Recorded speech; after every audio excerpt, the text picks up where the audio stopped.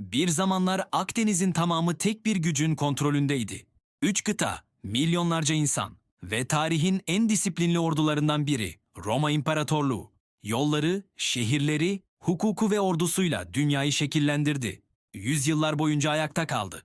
Ama bu dev güç bir gecede yıkılmadı. Dışarıdan gelen istilalarla değil, içeride büyüyen çatlaklarla çöktü. Bu sadece bir imparatorluğun değil, bir çağın sonuydu.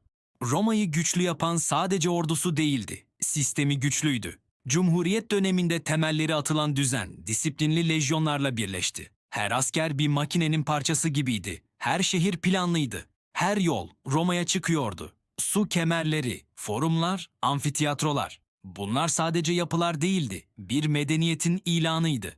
Pax Romana döneminde Akdeniz adeta bir Roma gölüne dönüştü. Ticaret arttı, refah yükseldi. Roma dünyanın merkezi haline geldi. Ama her zirve kendi ağırlığını taşımak zorundadır. Ve Roma artık fazlasıyla büyümüştü. Görkemli yüzeyin altında sorunlar büyüyordu. Zengin ile fakir arasındaki uçurum derinleşti. Köle ekonomisi üretimi dengesizleştirdi. Vatandaşlar sistemden uzaklaştı. Siyasi istikrar çökmeye başladı. Taht kavgaları, suikastlar, isyanlar. 3. yüzyılda 50 yıl içinde 20'den fazla imparator değişti. Bu artık bir yönetim değildi. Bu bir krizdi. Devletin otoritesi sarsıldıkça halkın güveni de sarsıldı.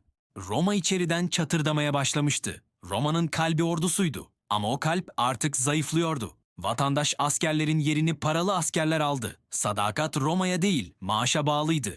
Lejyon disiplini gevşedi. Komutanlar kendi güçlerini kurmaya başladı. Sınırlar baskı altındaydı. Germen kabileleri ilerliyordu. Ama Roma askerleri artık Roma için değil, hayatta kalmak için savaşıyordu. Bu bir imparatorluk için en tehlikeli andır. Çünkü ordu çökerse her şey çöker. Savaşlar pahalıydı. Devlet para bastı. Para değer kaybetti. Enflasyon yükseldi. Vergiler arttı. Ticaret azaldı. Şehirler boşalmaya başladı. İnsanlar kırsala çekildi. Kendi kendine yetmeye çalıştı. Merkez zayıfladı. Güçlü görünen yapı içten içe eriyordu. Batı Roma artık eski Roma değildi. Yorgundu, zayıftı, savunmasızdı.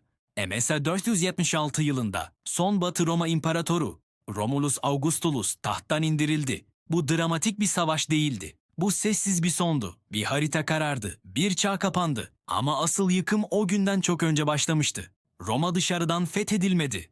Önce içeriden zayıfladı. Büyük devletler bir günde yıkılmaz. Yıllar süren küçük hatalar, görmezden gelinen sorunlar, zayıflayan kurumlar. Sonunda dev bir çöküşe dönüşür. Roma'nın hikayesi geçmişe ait değil, bir uyarıdır. Güçlü görünen her yapı eğer içeriden çürürse ayakta kalamaz.